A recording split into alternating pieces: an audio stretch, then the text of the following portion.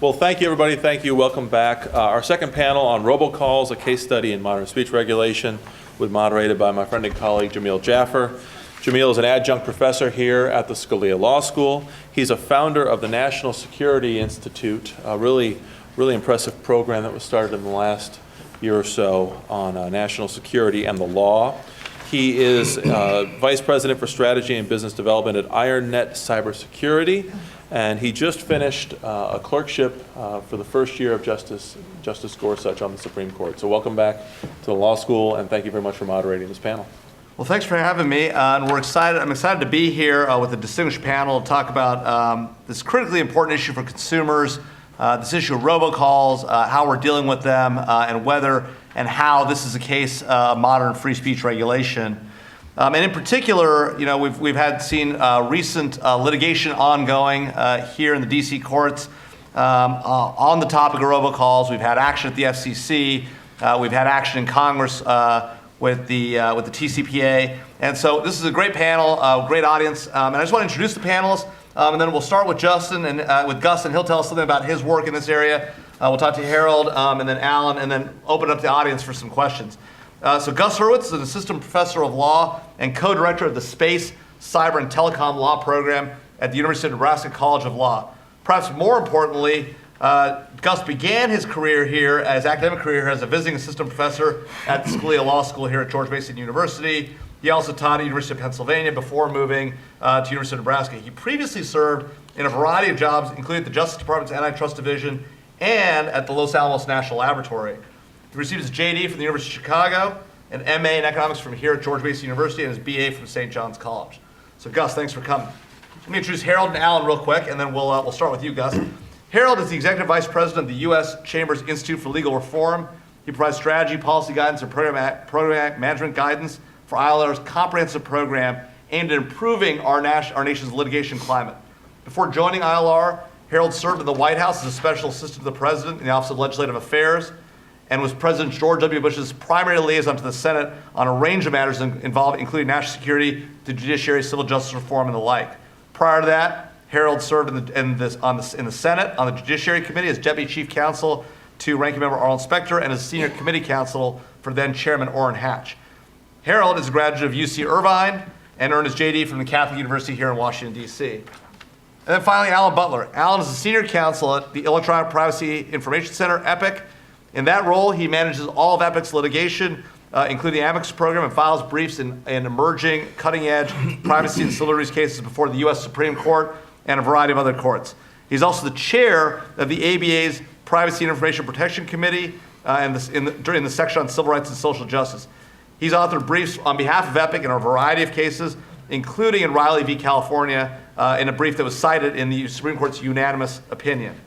He's published a variety of articles, and is a graduate of the UCLA School of Law, my alma mater, at least undergrad, and Wash University in St. Louis, where he earned a BA in economics. So a very distinguished panel, so thank you very much. Let's welcome this panel. And Gus, take it away. Hey.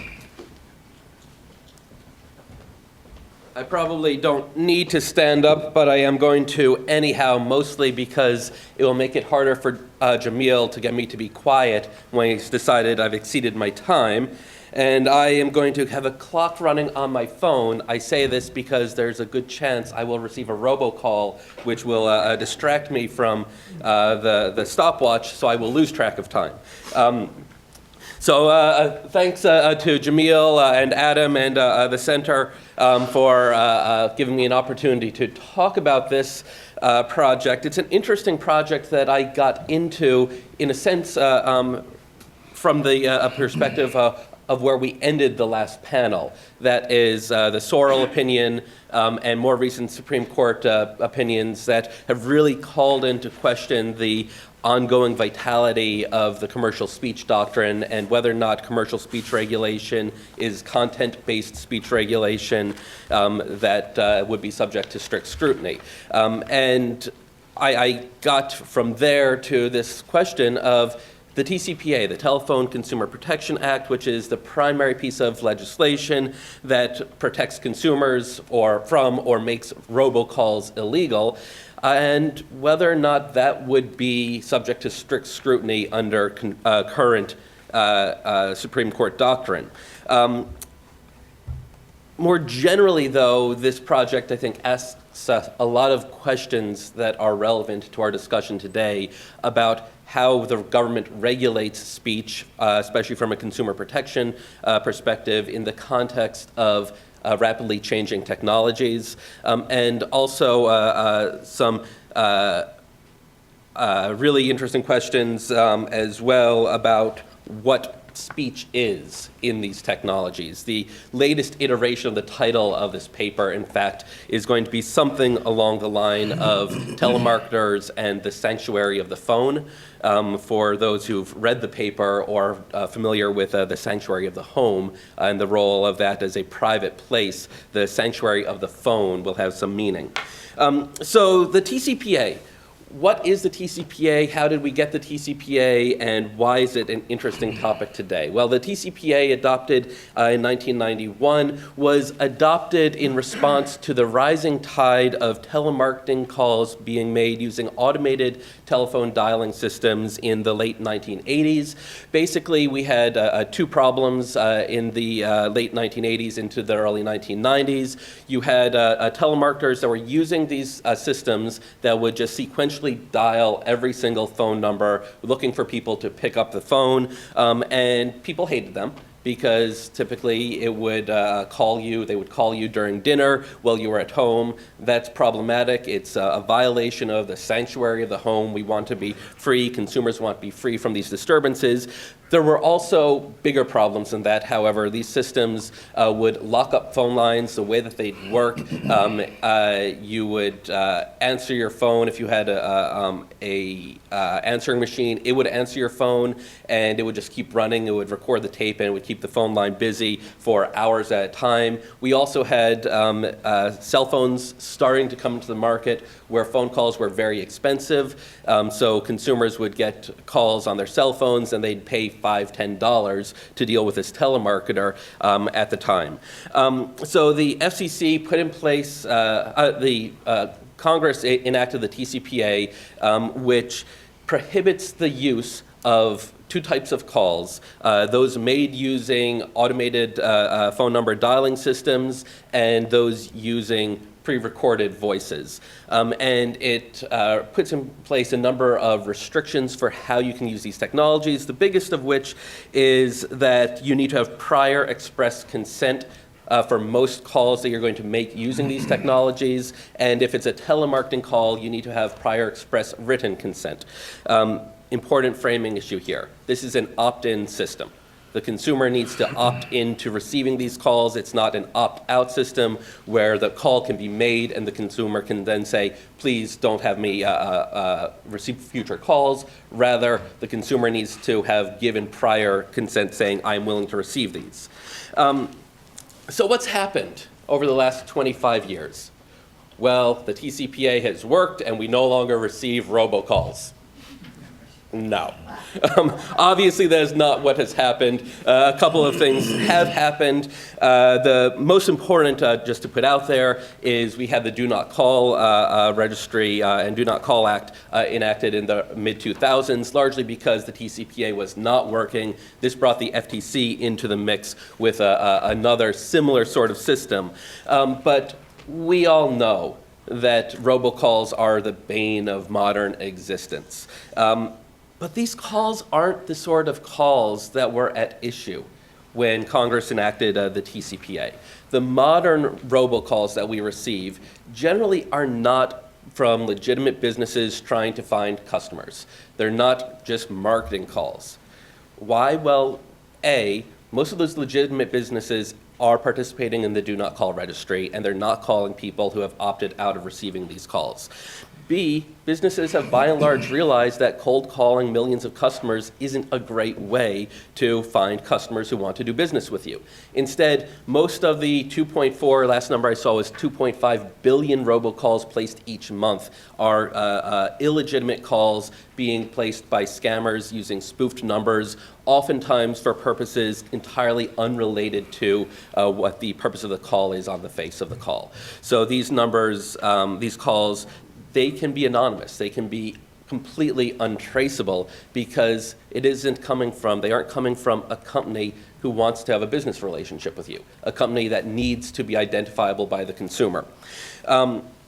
So most of the calls that you receive nowadays, these robocalls, are completely illegitimate, fraudulent calls. Not all of them, though. And in fact, one of the things that we've seen under the TCPA over the last decade is a dramatic increase in class action litigation. Class action plaintiffs' attorneys availing themselves of the statutory damages in the TCPA. These are strict liability statutory damage awards that they can get. So if you are bringing a class action suit against telemarketers, against people using phones to reach out and call someone, you need to know who they are. So most of these, over the last decade, the number of these suits has gone up from about 14 a year in 2007 to over 5,000 a year today. I believe we will hear more about that in a couple of minutes. Those are largely companies that are trying to be compliant with the requirements of the TCPA and the Do Not Call list. They're getting swept up in this litigation through a number of either over-aggressive enforcement or innocent mistakes or changed phone numbers, any number of things. So the reality nowadays is you'll see a lot of lawsuits involving things like you send a taxi company a text message asking for a cab to come pick you up. They send you a message back saying the cab will be here, be there in 3 minutes. They just sent you an unsolicited commercial text using what counts as an automated dialing system without having prior express written consent. That can trigger TCPA liability. Clearly not the sort of bad conduct, bad speech that the TCPA was meant to target. Okay, so Jamil's going to start throwing a fit in a second because I'm at 8 minutes, and I haven't even gone to the real point of this paper. So there are 3 things I want to frame up that I discuss in the paper. The first is, nowadays, would the TCPA survive a First Amendment challenge? I framed this in the paper, again, to the question from the perspective of Reed versus Town of Gilbert, this recent Supreme Court case that calls into question the viability in many ways of the commercial speech doctrine. And I think that under Reed, there's a good argument that the TCPA should be subject to strict liability, but I'm not even going to talk about that because a contemporary analysis of the TCPA suggests that it would fail even under intermediate scrutiny. So is the TCPA narrowly tailored to address the speech that we view to be concerning, that the government has a compelling interest in regulating? No. In order to be narrowly tailored, it needs to, A, be effective at curtailing the bad speech. The TCPA is wholly ineffective at curtailing a bad speech. How do we know this? Well, I get about 12 robocalls a day. 2.5 billion of these things come in a month. And on the other hand, it is curtailing at least some amount of valuable good speech. So it fails narrow tailoring grounds on both over-inclusive and under-inclusivity grounds. The more interesting question, and I think this frames a set of issues that are really interesting for this conference, what is the role of the government in regulating speech, especially where the government itself has some ability to control that speech or control the technologies by which the speech is delivered? So one of the fascinating things here is the Federal Communications Commission regulates much of the architecture of the telephone network. And they largely have held to the traditional view of the telephone network as a common carriage, take-all-comers network, and have held the telecom carriers, the companies designing and building out these networks, to technologies that were developed and implemented in the 1970s and into the 1980s. So we still primarily use what's known as Signaling System 7 for call completion. It has very modest authentication capabilities built in. It allows for things like phone number spoofing because a caller ID isn't built into the system. The FCC has long held that telephone companies, telephone carriers can't block phone calls even if they're from known or suspected scammers, if they're coming from impossible phone numbers. So fortunately, the FCC currently, over the last year or so, they've started to update a lot of the regulations and work with telephone companies to improve the security and authentication of the telephone network. That's going to make these robocalls a lot harder to place. It also will give consumers much more control over the calls that they receive. It will give consumers much more information about the calls that they receive. So here's the First Amendment puzzle. I'm not actually sure it counts as a puzzle. It's a pretty obvious answer, I think. If the speech problem exists because of how the government itself has said the network has to operate, can the government impose restrictive regulations, speech restrictive regulations, in order to address the problem? Almost certainly no. The best, I think, statement, it's indirect of this, but in Hobby Lobby, the Supreme Court criticized the government's regulation of the contraceptive mandate because in other contexts they had other regulations that were least restrictive. So if the government itself is imposing regulations that prevent a least restrictive alternative from being adopted by the market, it's hard to say that that's a narrowly tailored regulation. So the last thing that I want to touch on is an even broader set of challenges, the changing conception of what is the private sphere of speech. So the primary justification that, that Congress gave for the TCPA was the idea that robocalls are problematic because they're an invasion of the sanctuary of the home. When you're in your house, you shouldn't be subject to constant calls from telemarketers. You should have some ability to say, no, these calls stop at the door. Over the last 25 years, what's happened? We've migrated to these things. Cell phones. Most robocalls nowadays come in on cell phones. These are the most problematic vectors by which consumers receive these calls. And importantly, if I get a call right now on this thing, am I in my home? No. I'm out in public. And traditionally, we've said when you're out in public, you have lower expectations of privacy. You're subject to the marketplace of ideas. Anyone can come up to you and start hawking their wares or shouting their political views at you, and you don't have an ability to cut those off before the speech has begun. One of the things that has happened implicitly as we've transitioned to the world of mobile and cellular phones is this protection that the TCPA attempts to afford has transitioned from protecting the sanctuary of the home to protecting the sanctuary of the phone wherever we may be.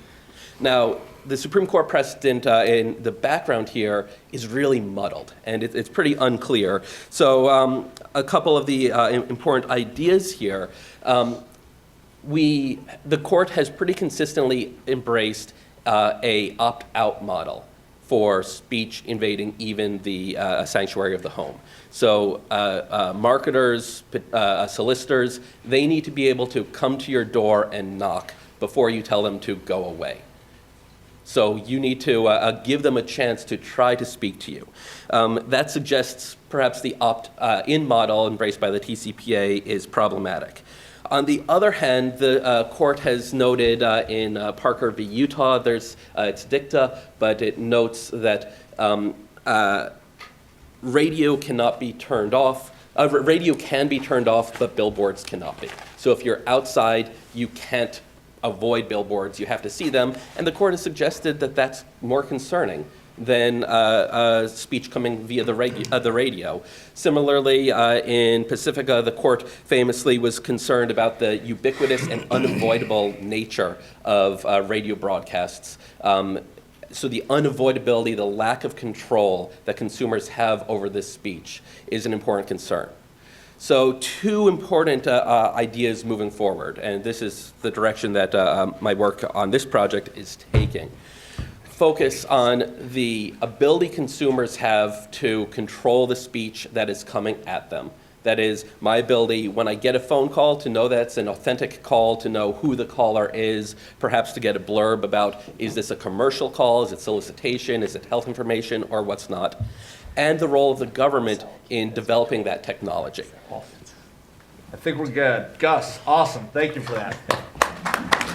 So we'll turn to Harold Kim, and Harold will give us some thoughts on sort of the view from the other side of the street of the robocalls, and give us some sense of what the litigation in the space looks like, and going forward what we might think about in this area. So Harold. I'm going to do my best to do that. But before I start my remarks, I want to preface everything that I say by making it very clear that I absolutely, unequivocally cannot stand robocallers.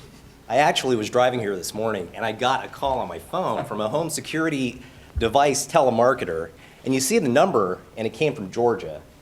And these folks are offshore, using calling centers offshore with spoofing technologies that are untraceable. So there is a real problem. And my 13-year-old daughter she got a new phone, she's excited about it, it's an iPhone 8, and she's getting calls on her phone from robocallers. So this is a real national problem. Now, what are the solutions? Well, what I'm here to tell you is that the Telephone Consumer Protection Act, or as we call it, the total cash for plaintiffs' attorneys, is not the solution. This was a law that was passed in 1991 on a bipartisan basis, and there is a private right of action. And it was a private right of action at the time when Senator Hollings from South Carolina, who was one of the primary sponsors, said, you know, this private right of action is going to be used in small claims court. Nowhere in the legislative history would it ever have been imagined that this could be a major driver of federal class action litigation throughout the country. It's huge. Now, class actions are an important mechanism to vindicate civil rights, other types of consumer wrongs, but the TCPA has spurned a cottage industry of litigation, and it is only rising. In fact, I don't know how many folks in here have picked this up, but we quantified the number of case filings in the 17-month period prior to July 2015. Why did we use that date? In July 2015, the Federal Communications Commission issued an order, a declaratory ruling, interpreting various features of the TCPA. They did it in a way that was sharply divided within the FCC, and from our perspective, really expanded liability. And so what happened? We looked at the cases that were filed 17 months before July 2015, and then 17 months after. And what we found was a 46% increase in cases. Over 3,000 cases were looked at. 1,000 of them were class action lawsuits. And a lot of these lawsuits were going after companies who did secure consent from their consumers to receive texts. Your prescriptions are ready. Your insurance policy is about to expire. You have a weather warning. Yet they were confronted with a federal class action lawsuit. These lawsuits are being concentrated in certain areas of the country. Northern District of California, Eastern District of New York, go down to Florida. There's a firm called Morgan & Morgan. I don't know how many folks here have actually spent, yes, right there, yes, you know Morgan & Morgan. You get out of the airport and you see the big old Morgan & Morgan signs on top of the taxi cabs, on the side of the buses. They've got a huge multi-industrial complex going on litigation alone, and TCPA is one of the drivers. On top of that, you've got serial plaintiffs. These are plaintiffs who make a living off of being a named plaintiff in TCPA lawsuits. And it's not just one or two people. These are people all throughout the country. There's a fellow up in New Jersey who was actually denied Social Security benefits because he was able to amass $800,000 in 1 year just from TCPA litigation. And of course, the plaintiff's lawyers, they get a pretty good cut of whatever settlements, because the problem with the TCPA is that you have statutory penalties. It is strict liability, but there's no cap. So the demands on a class action lawsuit can go into the hundreds of millions of dollars. And so what is the net effect? We can tell you a lot of stories, and I'm going to show you a video so I can break up this monotony of speeches. But the net effect is that it chills communications, it chills innovations, it chills new advancements in technology to communicate with a new generation of Americans who are using these devices, who are living off of these devices, who are not getting the landline calls on their phone. You want access to good information. And yes, robocallers are part of this problem. And there are smart solutions to modernize things like the TCPA, but the class action litigation ought to be addressed because it should not be a driver to stifle the types of innovations that we, as an economic machine, as an example of innovation, should be advancing so that our innovators in this country don't have to face these types of challenges. Gus, in your paper, which I had a chance to review, it did talk about certain types of TCPA litigation against sports teams. So out of all fairness, I'm from UC Irvine, I'm from the West Coast, I'm a huge Lakers fan. We did this video that captures the essence of some of the problems that we see in the class action space. And unfortunately, the types of stories that we can tell are legion. So we're getting more and more stories through the door. And it's not just companies, it's sports teams, it's trade associations, doctors, physicians, dentists. This is such a huge area of litigation, a huge area of risk that you have to ask yourself, is this the type of solution that we should be looking at in order to ensure privacy, which I think we all agree should be reinforced in the context of bad robocallers and just the intrusion that you get, that I can speak as a consumer firsthand. So is there a way to play this video? I can assure you it's short, and I will wrap up my remarks before turning it over to Alan.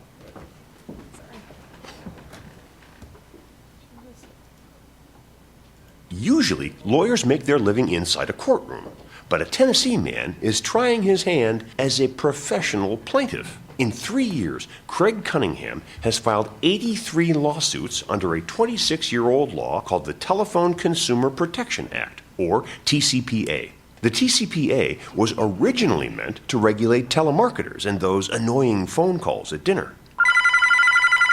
But today, this plaintiff uses TCPA to sue unsuspecting and totally legitimate businesses. Cunningham's first lawsuit was a home security company. After a series of calls, Cunningham took a safety survey to find out the name of the company he could sue. He even met with an installer, and then he sued. 3 cell phones are part of the plaintiff's business model. Any phone call or text he gets from any company ends in a lawsuit. His take is between $500 and $1,500 per call. This isn't the only story of trying to make a living off TCPA lawsuits.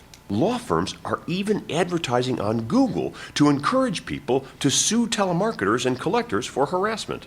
Last year, a Pennsylvania woman's TCPA lawsuit was blocked by a judge after she admitted to having 35 different prepaid cell phones with the express intention of making a business out of filing the lawsuits. In that case, the judge cited a recent Supreme Court case, Spokio versus Robbins, which found that a plaintiff actually had to be injured in order to receive compensation. Will that same court decision be used to stymie Cunningham's business model? That remains to be seen. For now, it appears his enterprising role as a professional plaintiff is paying off. For more stories like these, visit facesoflawsuitabuse.org. So we do have a Laker video. If you go online to Faces of Lawsuit Abuse, they tricked me on that. So at any rate, thank you very much for the opportunity.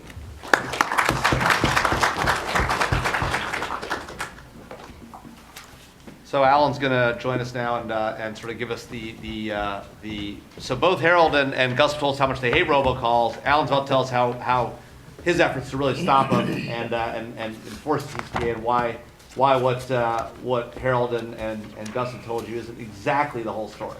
Sure. Thanks, Jamil, and thanks to Nathan for having me here. So just by a quick show of hands, before this panel, how many people in this room knew what the TCPA was? Like common? Okay, so this is a room where people are genuinely familiar with it. How many of the people in this room are operating auto dialers or pre-recorded message calls like currently, recently? Anybody? Okay, so not a lot of people in here making robocalls. Okay, so let's start out with that. How many people in this room have received robocalls? Yeah, thank you. Okay, so we all acknowledge this is a real problem, right? This isn't a fake problem we're trying to solve. But I also think it's interesting to point out something that Gus speaks about in his paper, which is that it's a changing problem. So when this law was passed in the 90s, there was one type of problem that was being addressed, which is the emergence of these auto dialers and the use of these pre-recorded calls. We're seeing an emergence of a new problem now, which I think is important to talk about, and there's a number of different new types of solutions available, but I think that the scope of the problem and the nature of the problem is changing. One of those changes that I think, in Gus's paper he engages with, but is, I think, presented in a little bit of a different way, is this question about the private sphere. So it's true that when the law was passed, a lot of the focus was on calls to the home, calls to landline phones, and the interference with the home life, right? The quintessential example of the call during dinner. You saw the dinner table in that video. And now people more and more are using cell phones. There's a large percentage of the population that is cell phone, is sort of cutting the landline, is cell phone primary or cell phone dependent. But at the same time, we've seen the Supreme Court and we've seen other courts in other realms recognize that the sort of private sphere is shifting as well. It's not just centered in the home. The Supreme Court in the Riley versus California decision that was mentioned earlier, a case that we worked on about searches of cell phones, found that individuals have increased privacy interests in their cell phones that had not previously been acknowledged in earlier cases that were about items that might be found in your pocket. So this was about search incident to arrest and the ability to actually search someone's cell phone incident to arrest. The court said, no, you have to get a warrant separately to search someone's cell phone. This year, the Supreme Court is considering Carpenter versus United States, whether the location about where your cell phone is at any given time also is subject to increased privacy expectations. So I think the privacy of the phone and the cell phone space is emerging as a unique space in American life as well. And when you think about the effect that robocalls has on that space, whether you're driving, whether you're conducting work, business, or just reading for personal entertainment, that call can be very disruptive. So I think one point I just wanted to highlight that comes up a bit in Gus's paper is this question of, are there decreased privacy expectations in interference with your ability to use your cell phone, or increased privacy expectations? I don't think it's at all clear that the privacy of that cell phone space is somehow lesser than of the home. So that's the first point about the private sphere. The second point is that a lot of the story that we're discussing about the increase both in litigation around the TCPA and the increase in the incoming robocalls is a story about changing technology and the changing costs here. Frankly, the costs of violating this law have gone down substantially. The technology is cheaper, not only for what sort of has been referred to as illegitimate versus legitimate uses. I would note that under this law, it is illegitimate to send non-consensual solicitation calls to people. It doesn't matter if you're a legitimate business, that's an illegitimate action, but the cost of doing so have gone down substantially because the technology has changed. It's now much easier, for example, to send mass text messages, to make mass calls, and also to spoof caller ID and do a number of the other things that the scam businesses are doing. So we're sort of grappling with the change in technology that affects that affects this legal system. And I think mostly I'm happy to have a conversation about the rest. I don't need to go point by point, but one other issue that's discussed in Gus's paper that I think is worth considering is whether a purely neutral system, in the sense of neutral across all different technological channels and neutral as to all different actors, is really an ideal system here. Do we want a system where truly no non-consensual calls or text messages can come in from anyone, which is something that Gus grapples with a bit in his paper, or that the rules are the same for cell phones and landlines and text messages and email? I mean, do we want the rules to be the same across, should they be the same across every technological channel? So those are just some issues that I think are worth considering as we discuss. Perfect. Thanks, Alan. Yeah. Well, this is great. Well, so I really appreciate everybody sort of teeing up these issues, and I thought I'd start with you, Gus, and and start sort of where Alan left off. And Alan talked a little bit about some of the issues raised in your paper, including this idea of transitioning from the sanctuary of the home to the sanctuary of the phone. And Alan correctly points out that the Supreme Court appears to be on a trend line of identifying as technology evolves, expanding the scope of privacy protections to account for this evolving technology and to expand the scope of the Fourth Amendment and the traditional constitutional protections.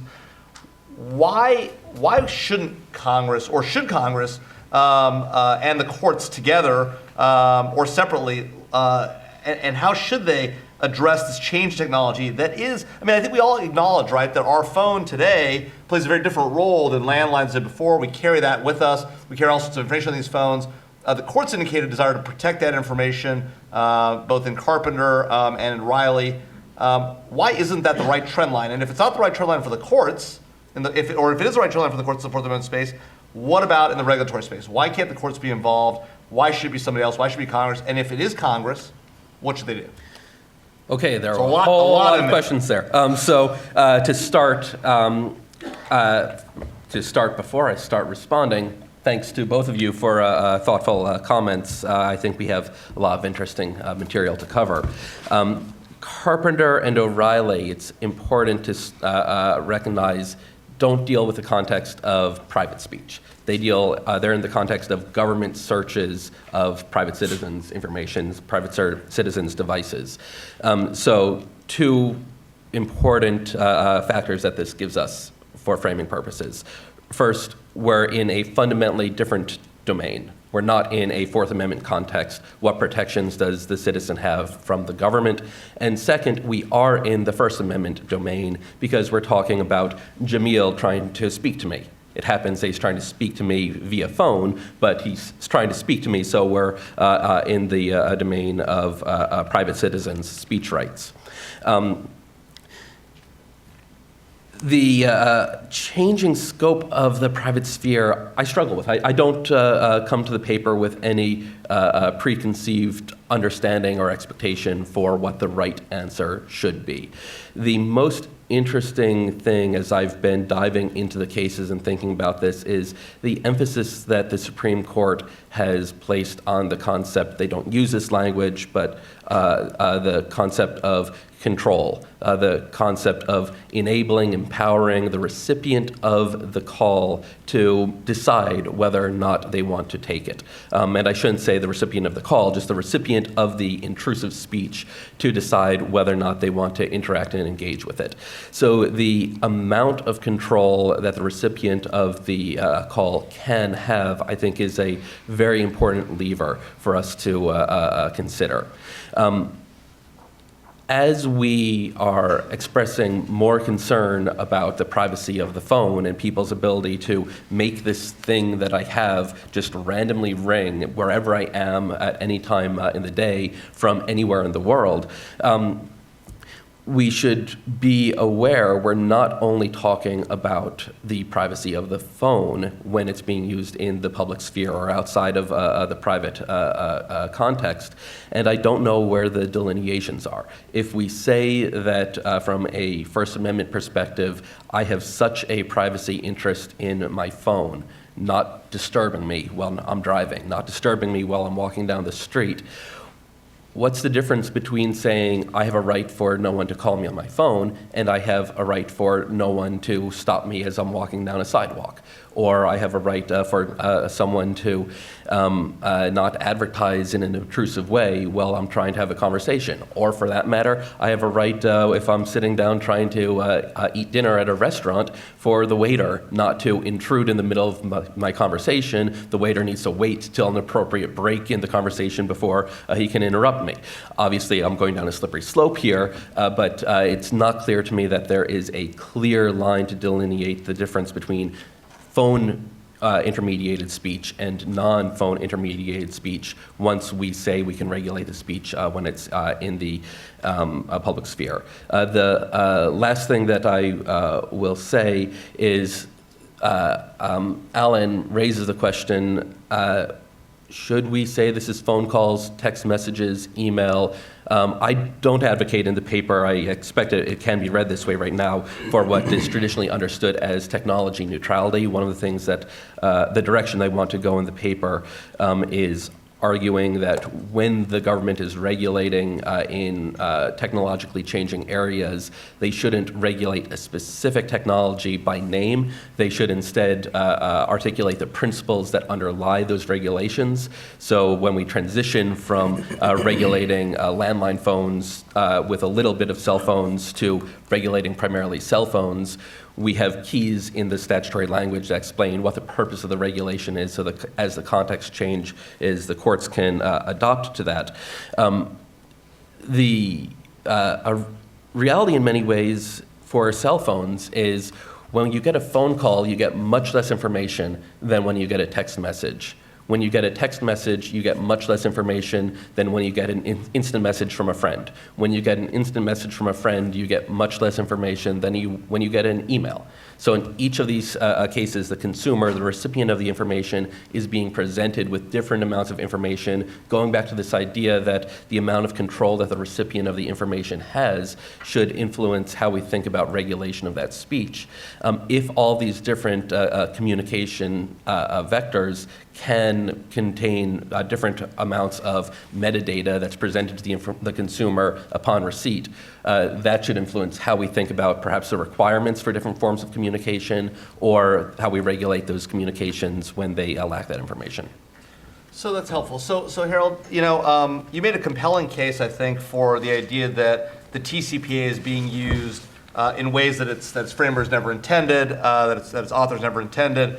And Gus has told us that we're not sure where that public-private line lies in terms of your phone, because you're out in public, you're in a space where typically you could be approached by somebody or see a billboard and people can market to you, and we've traditionally thought that was all right, but now you're carrying a phone, a device that you would typically have in your home, and it does sort of invade the sort of sanctuary that you've created on this phone and between your ear and that device. Mm-hmm. So surely you don't think that that the law ought allow anybody to reach out to your phone at all times, anytime, and whether through text message or the like. So where is that line, as you see it? If you could write the law in any way you wanted and create the policy, where is the right policy, and how do you prevent the kind of lawsuits you're concerned about, while at the same time protecting what is clearly evolving into, even if not as a constitutional matter, but the sort of this sanctuary of the phone concept?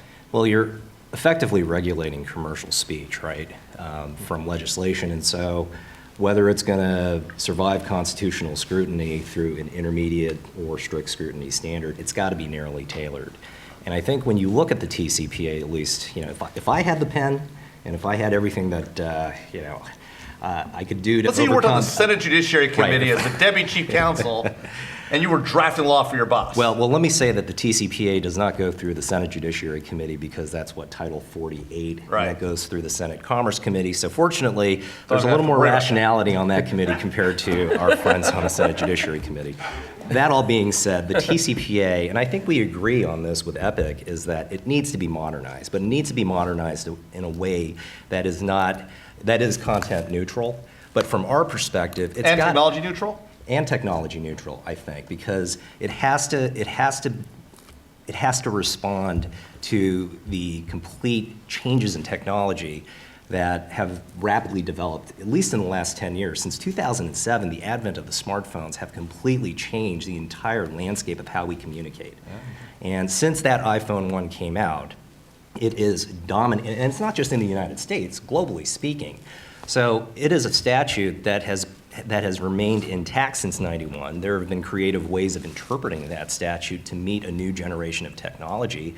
And frankly, the FCC is struggling with a way to interpret through its various congressionally directed agency functions to address this. I talked about this litigation that is currently pending, and we were just joking, Alan and I were joking about this. They had oral argument on this over a year ago. We're still waiting every Tuesday and Friday for the DC Circuit to issue this darn ruling, because it will at least give some clarity in terms of some major issues, like what exactly is an auto dialer? Auto dialer, the mechanism by which the numbers are spit out, there's a difference of opinion in terms of what that means. We would disagree with the FCC's interpretation of it, meaning that it has future capacity to store numbers and spit out numbers. In terms of where we are, we say it's present capacity. It's got to be, this machine envisioned back in 1991 that randomly generates numbers and spits them out just ruthlessly. If I can quickly jump in, Sure. There actually is a argument that the response to Alan's question, who here has an auto dialer, is everyone with a cell phone. Yeah. Because your cell phone is capable of automatically dialing and sending out text messages and all this stuff without human interaction. Right.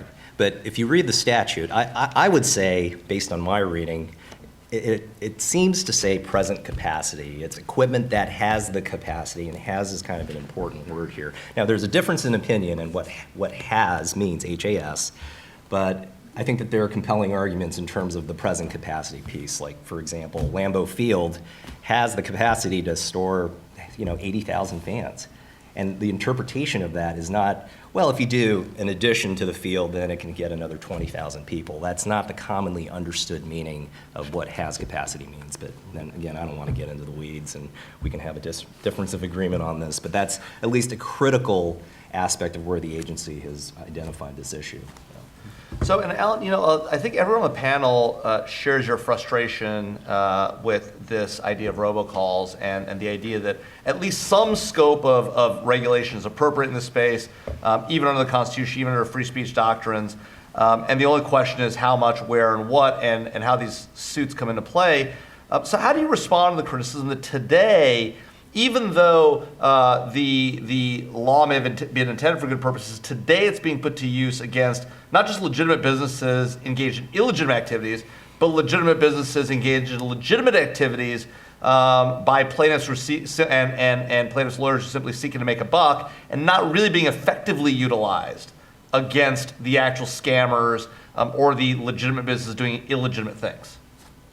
Sure. So I think that there's a couple of different issues going on here, and one I think is really just a meta criticism of how class action litigation works. That has nothing to do with TCPA. I mean, if there's a problem where a business is legitimately sending a text message or a call to an individual, and that business gets sued, and that business feels that they can't, they're not able to get a fair determination of whether or not that violates the TCPA, then that's a meta criticism of the dynamics of class action litigation. It doesn't actually doesn't matter what the law says, right? I mean, if what the business is doing is not violating the TCPA, then they're not violating the TCPA. But if they can't get a adjudication on the merits of that, then that's, I think, a meta criticism of class action. So without massive discovery, massive cost, and the like, sure. And all the exactly, which are, again, I think that's the criticism of class action litigation, not Fair. just in the TCPA context.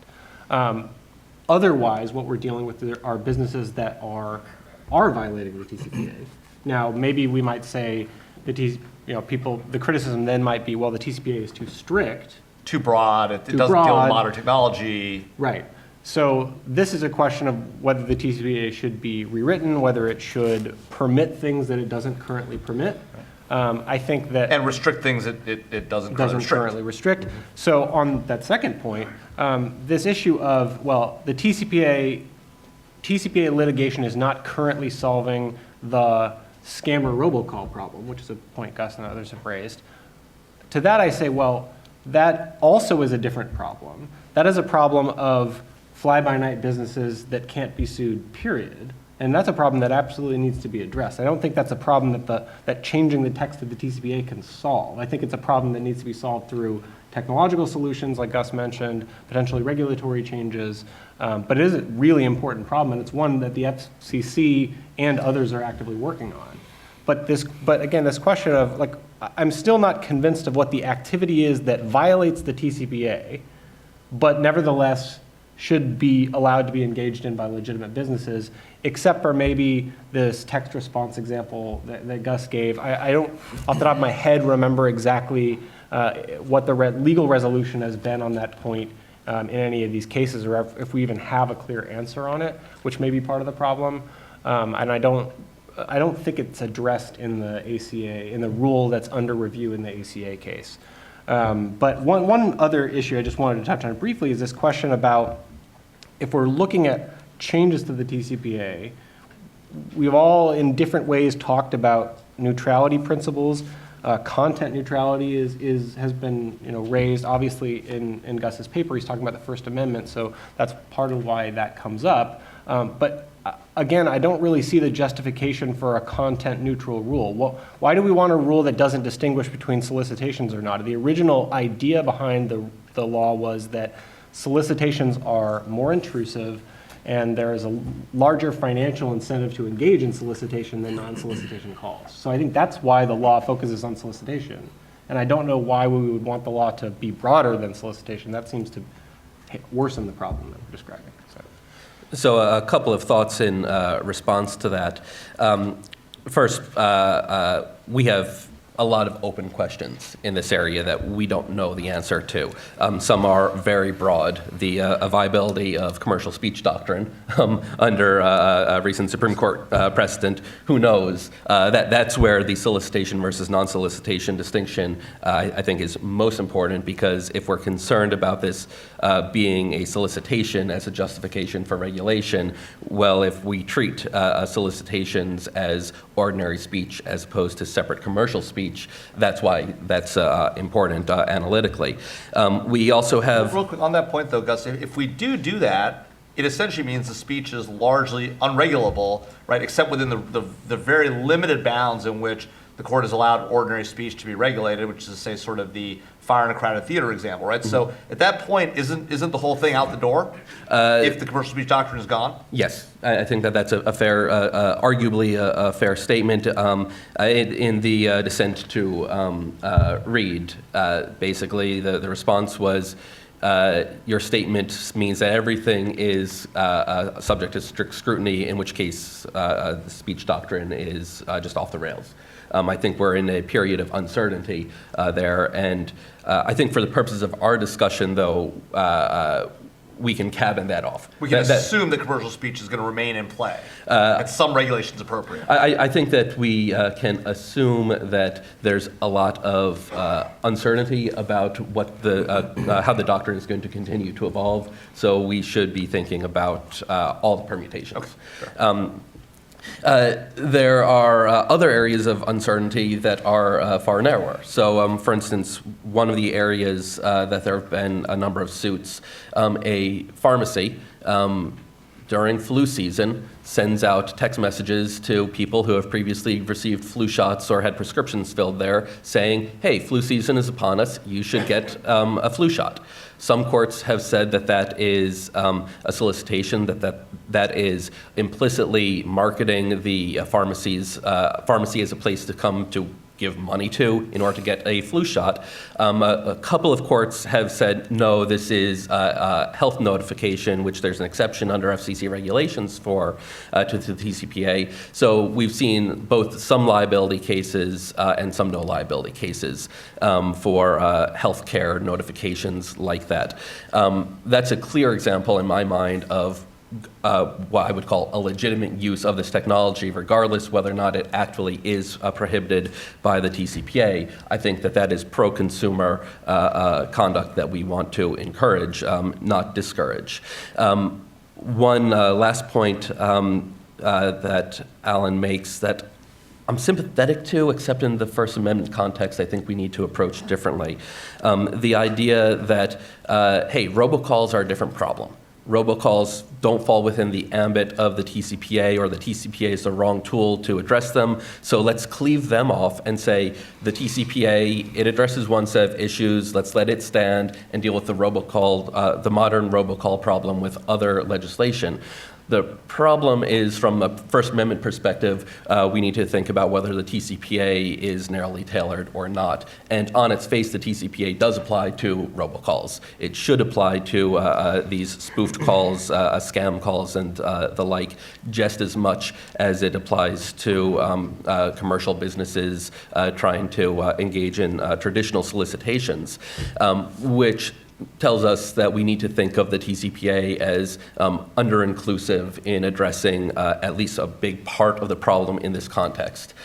So if we weren't in this narrowly tailored analysis, First Amendment domain, then I would agree. We could say, let's deal with the TCPA more narrowly, update it, modernize it, and not expect it to deal with the more modern problem of robocalls. That said, it's important to emphasize that I personally think that the best solution to, and the solution we're going to ultimately reach to the robocall problem, is improvements in the telephone architecture. The adoption of the protocol is called STIR, Shaken, which gives us authenticated phone calls. That will address the robocall problem and also go a long way to addressing the broader, the more general TCPA problem. Can I just respond? One thing I forgot to mention earlier about this point, my contention is not that the law doesn't cover these scam robocalls. I think it actually clearly prohibits them. And I actually think that the under-inclusiveness analysis is a little wrong there if the contention is, well, these things are happening that are clearly illegal under this law, but the law is under-inclusive because they still happen. I don't think that's the right way to think about under-inclusiveness analysis. The law prohibits them. So under the analysis, the law prohibits the thing, it includes them. So it's not under-inclusive. But when it comes to speech regulation, right, if the law can't be narrowly tailored if it's not addressing the actual problem, right? Right. And so that, I think at least that might be one way to look at the question, right? Gus, am I right about that? Yes, yes. Addressing in the sense of the law completely fixing the problem, it never happening again, not just, I mean, the law here creates a liability regime for it. So if the law says we are going to prohibit this form of speech in order to address this problem, and That's ineffectual. it doesn't actually address that problem, but it does curtail speech that it does not want to curtail, that is not narrowly tailored. That's under-inclusive. You're right, there's an interesting question there. It is not under-inclusive in the sense that the prohibited speech is within the ambit of the law, but if it's not enforceable, if it doesn't actually address the problem, then it is under-inclusive. Well, So- I would just add as a coda to that the FCC has enforcement authority, and we've had conversations with the FCC in the past, and they find significant challenges going after some of these bad actors, and it's an extraterritorial issue. They've looked at mutual law enforcement related efforts and initiatives, but you just can't find these guys. So your laws can be very strong, but if you're evading the law and you're off in the Caribbean somewhere where the reach of U.S. law cannot touch you, then that's not going to solve the problem from an enforcement perspective, which is a real problem. And so these are interesting questions. And so we've got about 15, 20 minutes left. And so I'd love to turn it over to the audience for questions if there are. If not, I've got a ton of my own. But yes, right there, sir. Yes, John Burlow of the Competitive Enterprise Institute. My question is about the pending petition to the FCC from the Credit Union National Association, a group that represents credit unions on, I think it's specifically for carve-outs for the credit union industry for who have existing relationship with customer members who could have ramifications for the other for other industries. What do you think the prospects of that for success are? And what about some of the merits, specifically what some of the credit union arguments are, is that, our regulators and, the CFPB under Richard Cordray, Obama's appointee, who just left has had its own controversy, but he encouraged banks and credit unions to be proactive and said, would say things like, well, why don't you send text to your customers letting them know they're overdrawn so they won't incur an overdraft fee, and yet the credit unions are saying that these things may be illegal under the way the TCPA is written and interpreted. Interpreted actually for their petitioning for the exemption. A couple of brief comments, not getting into the specific details of that petition. I don't know how it's likely to fare at the FCC. Beyond historically, the Commission has considered petitions for exemptions and certainly granted them. The most clear example is the healthcare information exemption. The credit union example is really interesting because here's a case where credit unions are getting sued by their members for sending their own members texts and making phone calls to them. So this is an example where effectively the entity is being sued by itself for providing its own members information about it. So it's a bit of a puzzle there. My broader perspective on this is we don't want to deal with these problems with case-by-case exemptions. We should address the root cause, which is the network. And I think that the current commission is sympathetic to that idea. The Robocall Task Force has been very active. There are a number of rules that are currently underway at the commission that would afford a better approach to dealing with the underlying problems. Alan, Harold, thoughts? I don't have any specific thoughts about the credit union example. The only thing I would add is the CUNA petition, I think, was filed like in September of last year, and the Bureau of Competition or Consumer Affairs, they had asked for comments and replies. And so it's a relatively new petition, and I will tell you that the FCC, they have a number of petitions currently pending. I think the last count, Christina, was close to 30. And given the litigation that we've talked about with the DC Circuit and where the agency is going to be, there's an open question in terms of how quickly the agency is going to move on a petition when there are some larger issues like, prior written express consent. I think that's the fundamental basis, the exemption for the CUNA petition, and how that's going to be interpreted by the DC Circuit, because there's going to be a potential response from the FCC depending on what the DC Circuit does. Is there going to be a full affirmation, a remand? And so I would just add that into the timing aspect. And then one final point, Chairman Pai is what I would describe as a strict constructionist textualist. And so when you look at these liability exemptions, you really need to look within the authority of the TCPA, which does grant specific authority to the FCC. And so to the extent that the exemption itself goes beyond the parameters of the actual language in the statute, there might be some reticence potentially in terms of his philosophy that we've seen in prior dissents during the past administration. So we'll see where Ajit lands on this, but at least they're a fully functioning commission at this point. Interesting. I saw a question at the back. Yes, sir, right there at the back.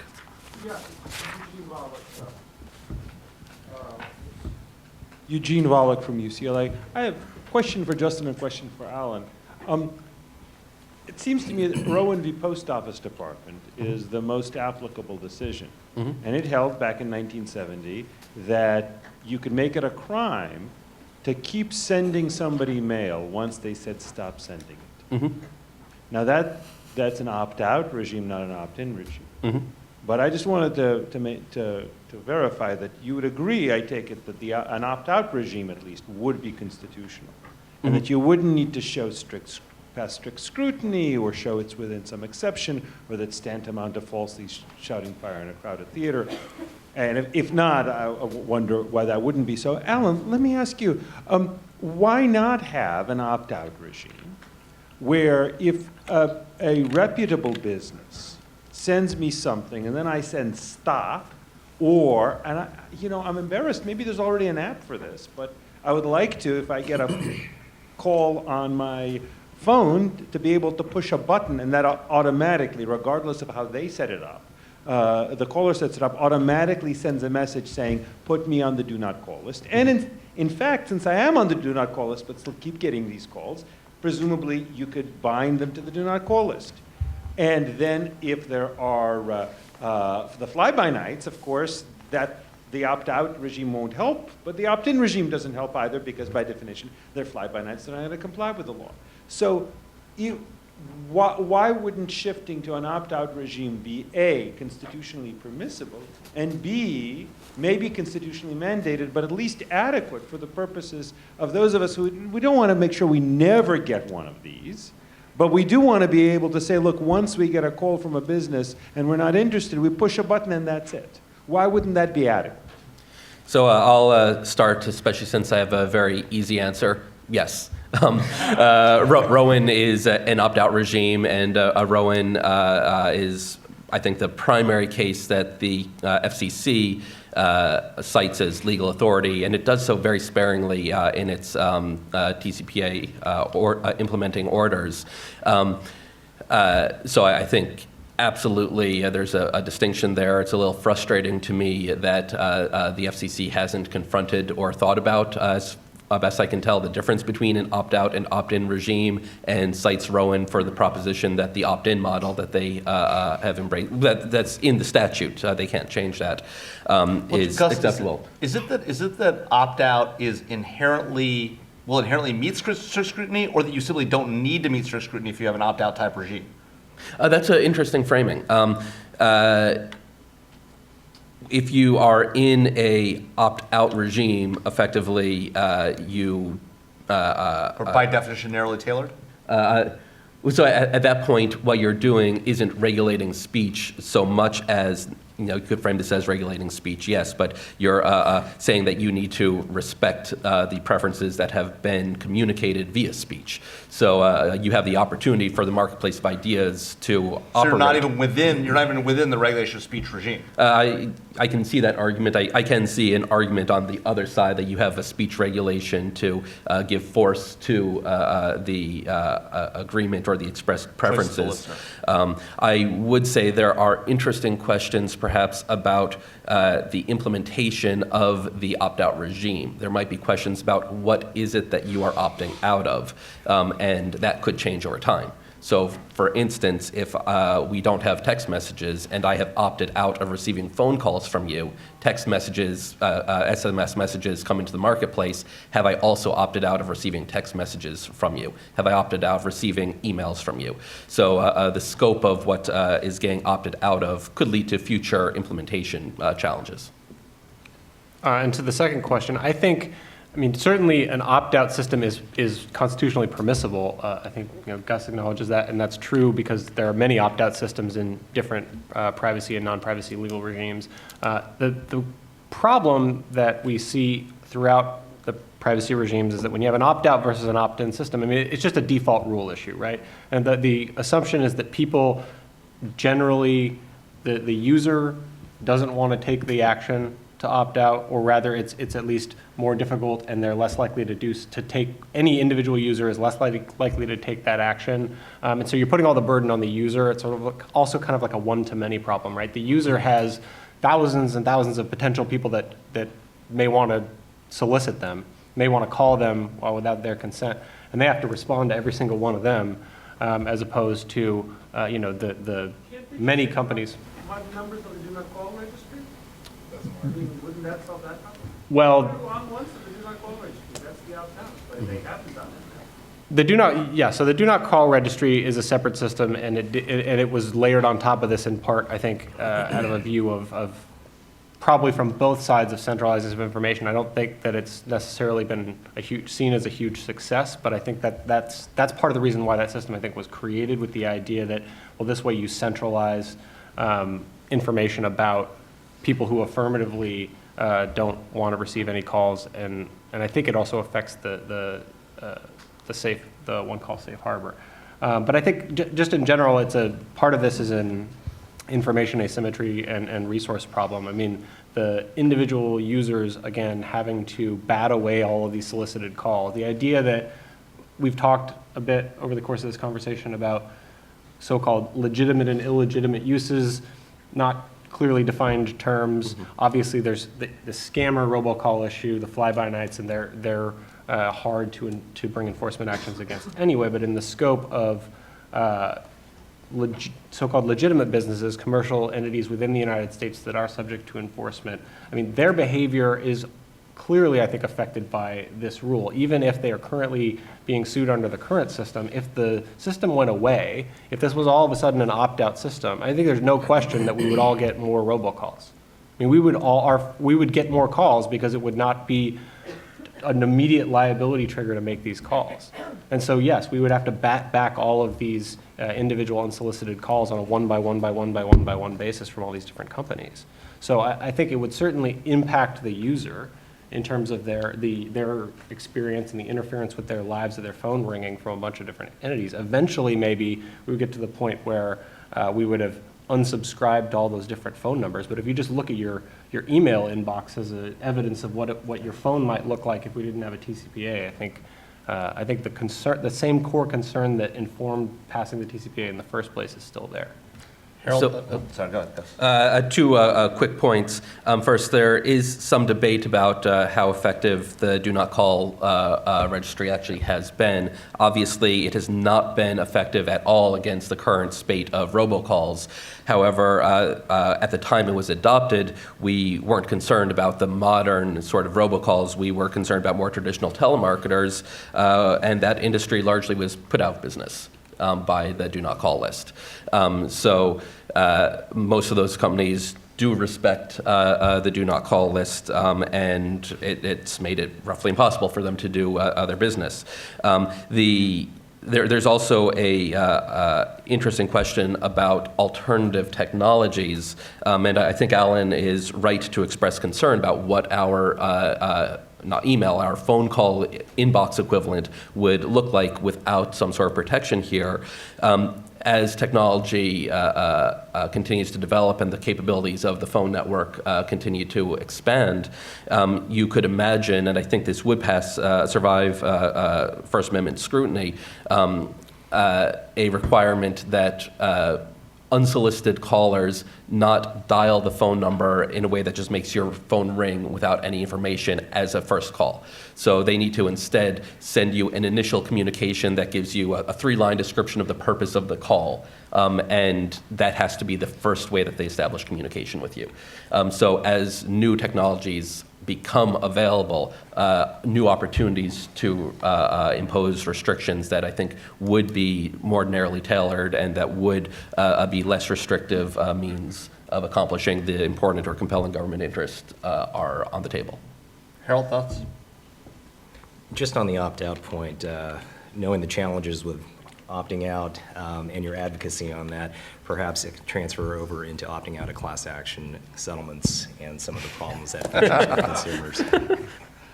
And we're back. I saw one talk question later. down here in the front.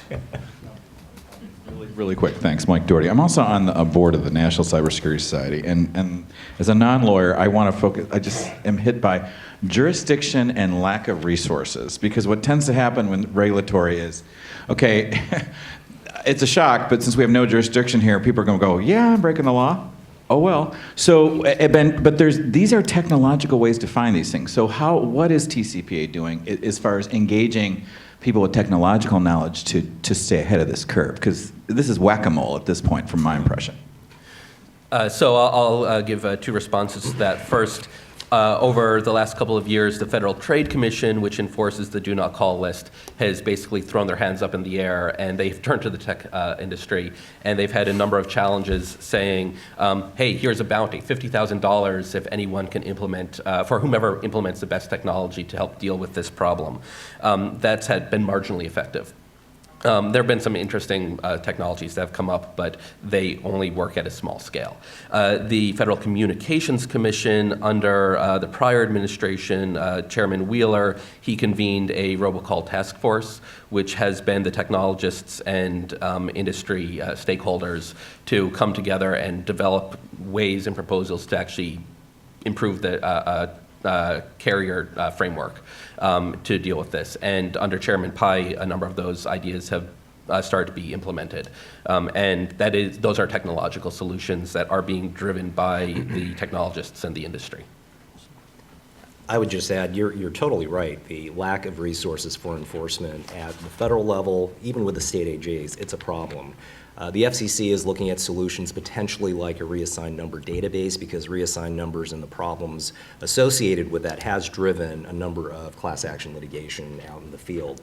And so there is a discussion going on, but whether that's going to be the penultimate solution or not, I doubt that would be the case. And so the resource piece is critical, and hopefully Congress can appropriate some more monies to the independent agencies like the FCC. So Alan, you're last up, and then we're done. All right.